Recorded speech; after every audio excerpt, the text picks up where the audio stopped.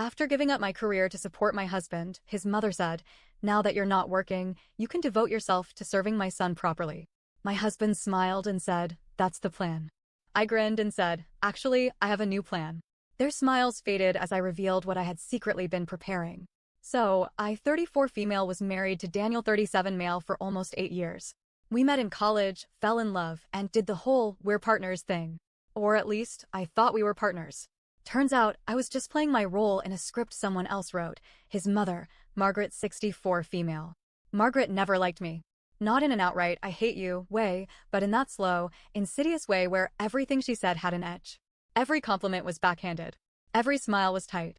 Every conversation had an underlying message: I wasn't good enough for her son. Which was funny, considering I was the one who had the better job, made more money, and handled most of the adult stuff in our marriage. Bills, groceries, appointments, you name it. Daniel worked in finance, but he had a history of job hopping. I never made a big deal about it. People switch jobs. Careers shift. I had no problem being the steady one. But Daniel and Margaret? Oh, they had a problem with it. About a year ago, Daniel started talking about having kids. I wasn't against it, but I wasn't ready.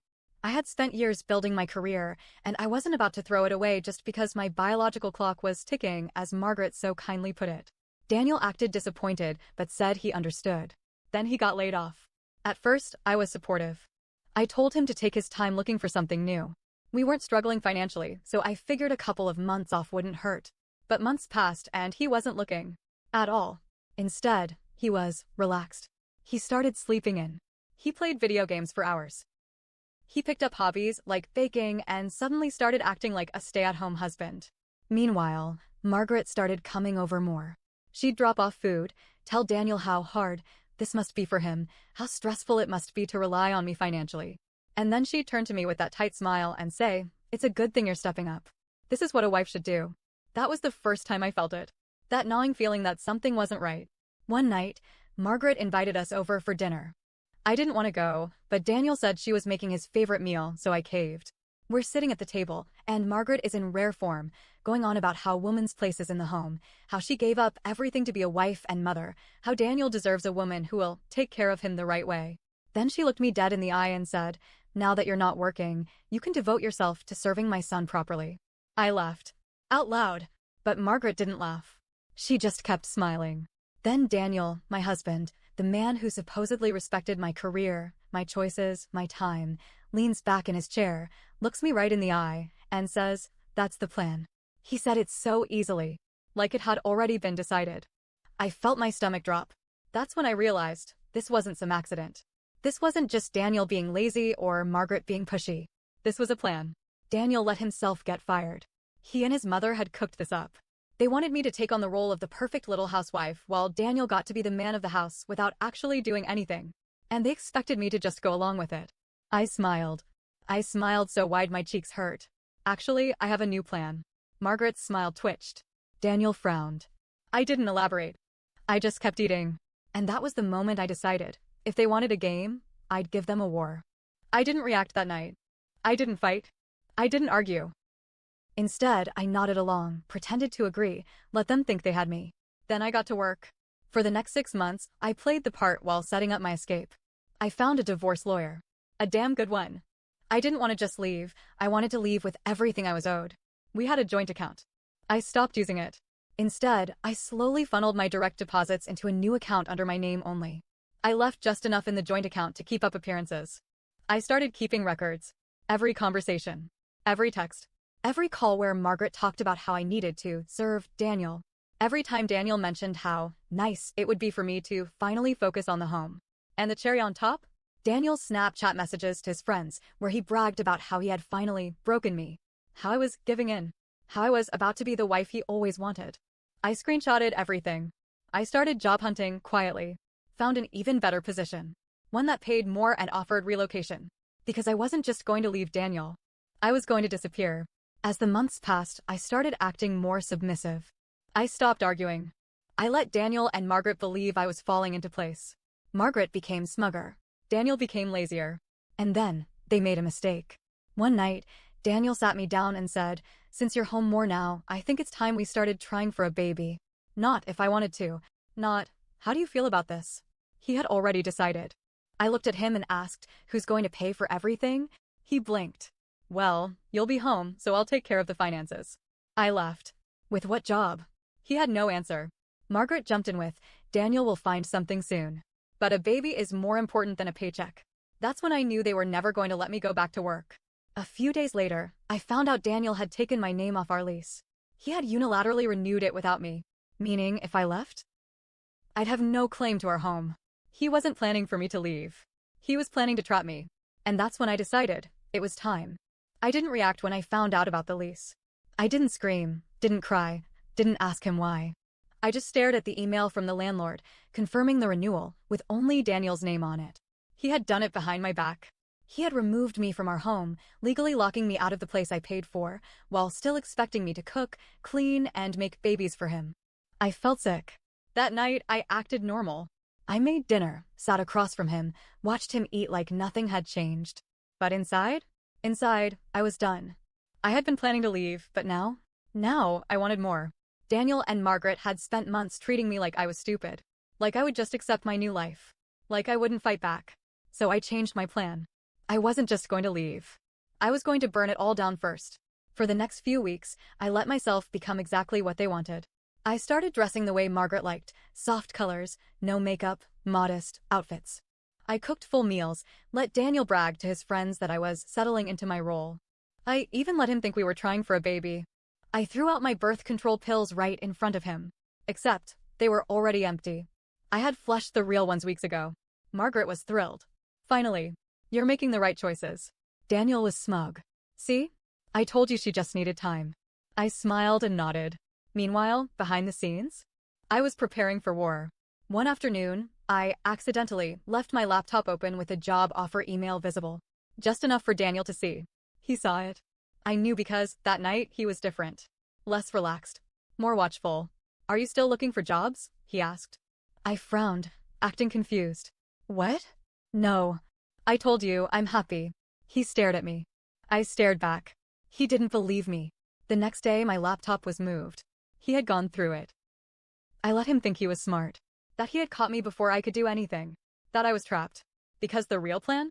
The real plan was something he couldn't see coming. Margaret had been pushing for grandkids since the day we got married. Daniel, ever the golden child, was desperate to give her one. So, I gave them exactly what they wanted. I started acting differently, nauseous in the mornings, more tired, forgetting things. Margaret noticed first. She practically vibrated with excitement. "Do you think?" she asked one night, eyes shining. I pretended to be embarrassed. "I don't know. It's too soon to tell." She immediately made Daniel go buy pregnancy tests. I took them. And, surprise, they were negative. Margaret was disappointed. But I just sighed and said, maybe it's too early. So I took another test. And another. And another. All negative. And then, a week later, one was positive. Daniel lost his mind with excitement. Margaret started crying. I just smiled. Because that test? It wasn't mine. I had taken a real test earlier that week. Negative, of course. But I had a friend who was actually pregnant. And let's just say, she owed me a favor. Margaret went into full wedding planner mode, but for a baby. She started ordering nursery furniture. She called Daniel every day to remind him that his responsibility was to provide for his growing family. And suddenly, Daniel was panicking. Because now, he actually had to do something. No more lazy mornings. No more video games. No more playing house prince while I funded his lifestyle. He started looking for jobs. He started asking me about our finances. How much do we have in savings? Should we start budgeting? I acted clueless. "Oh, I don't know. You handle all that, right?" His face went pale. Because he didn't. One night, Daniel came home looking off. He sat me down. "We need to talk." Here it was. The moment I'd been waiting for. "I think," he started slowly, "we should move in with my mom for a while." I blinked. "What?" He swallowed. "Just until the baby comes. It would save money. She can help with things. It just makes sense." He wanted me to move into Margaret's house. To be completely under her control. To make sure I never left. I stared at him, really stared at him. And I realized, he wasn't just desperate. He was afraid. He had no money. He had no job. He had nothing. And suddenly, he knew it. I leaned back, pretending to think it over. Then I said, "Okay." He blinked. "Wait, really?" I nodded. "If that's what you think is best." Margaret was overjoyed. She started planning the move immediately. Meanwhile, I was making my final moves. Margaret wasted no time. Within days, she had a whole itinerary laid out. She planned every detail of our move into her house, down to the nursery wallpaper. She sent me baby name lists. She started talking about quitting my job for me. You'll be too busy with the baby to work anyway. Daniel will take care of things. I smiled and nodded. Of course. Daniel, on the other hand, he was unraveling. At first, he was thrilled, his mother was happy, I was in line, and his perfect little world was taking shape. Then, he checked our bank account. And that's when everything changed. It was a Tuesday night. Daniel was on his laptop while I pretended to fold baby clothes Margaret had already started sending over. Then I heard it. A sharp inhale. The clicking of a mouse. The way his breathing changed. And I knew. He was looking at the account. The account that should have had a hefty savings balance. Instead, it had barely enough to cover the next month's rent. I had been moving the money for months, shifting it into my private account, making sure I had full control over everything when the time came. Where's the money? He asked, his voice forced calm. I blinked. What do you mean? He turned the screen toward me. Our savings. It's gone. I looked at it, feigning surprise. That's weird. You've been managing the finances, haven't you? His eye twitched. You know I don't. He stopped himself. Oh! He realized. He had been so busy assuming I was trapped that he never noticed I had been the one in control the entire time. I waited, watching the gears turn in his head. Watching as he pieced together the reality. Watching the panic set in. Because Margaret had been pushing him to step up. Because a baby was coming. Because he had no money, no job, and no way out. He was the one who was trapped now. For the next few days, Daniel was different. He was distant. Jumpy. And then? He did something I never saw coming. He went through my phone. I caught him at 2 a.m., sitting on the edge of the bed, my phone unlocked in his hands. I didn't say anything. Just walked over and sat next to him. He was staring at my banking app. He had seen everything. He turned to me, eyes dark with something I couldn't quite name. Why are you moving money? I tilted my head. Why are you looking through my phone? Silence. I took my phone back. You know that's illegal, right? What you just did. Daniel ran a hand through his hair. Are you leaving me? I didn't answer. Because he already knew. He exhaled a shaky, uneven breath. Then he did the thing that truly sealed his fate. He called his mother. I was still sitting there when he put the call on speaker. Mom, he said, his voice raw, we have a problem. Margaret's voice was sharp, alert. What? What happened? He hesitated, then finally admitted it. She's taking the money. A beat of silence. Then, that ungrateful little b asterisk tch. I smiled. Because now? Now I had her on record. I let Margaret rant. Let her spit venom about how she knew I was never right for Daniel. She's always been selfish.